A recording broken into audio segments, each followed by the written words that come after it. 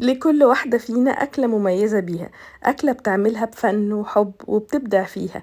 وأكلة النهاردة هي فراخ بالرز والكاري، هتحبوها مني وهتحبوها أكتر لو جربتوها. أول حاجة في وصفتنا النهاردة هنبدأ بإن احنا نشوح الفراخ. في حلة على النار حطيت قطعة زبدة وهبتدي أشوح الفراخ على الجنبين. الفراخ بتاعتي أنا تبلتها بملح وفلفل وبابريكا مدخنة وكمان كاري، وكل المقادير بالظبط هكتبها لكم تحت الفيديو.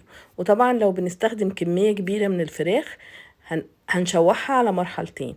دي هنا اول مرحلة من الفراخ بحطها، مش هزود في الطاسة، تاخد لون حلو واقلبها على الجنب التاني، وبعد كده هنطلعها على طول.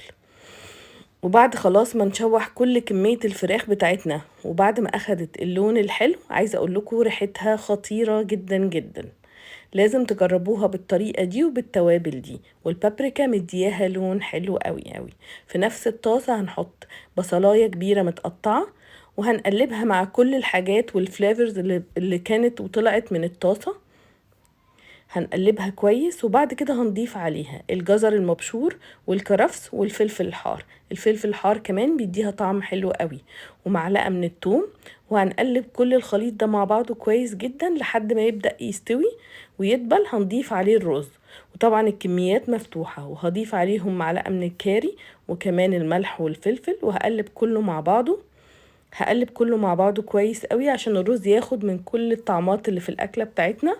وبعد كده زي ما هنسوي تسوية عادية هنضيف المية السخنة، ممكن نضيف مرقة أو شوربة.